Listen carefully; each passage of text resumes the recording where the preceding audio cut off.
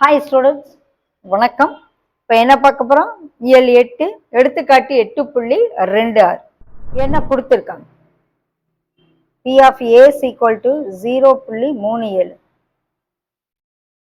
P of B is equal to 0.42, P of A intersection B is equal to 0.09, P of A union B என்ன?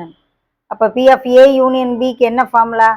P of A plus P of B minus P of A intersection.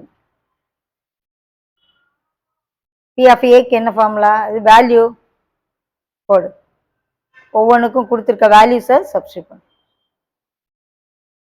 So முதல்ல இது ரெண்டையும் add பண்ணிட்டு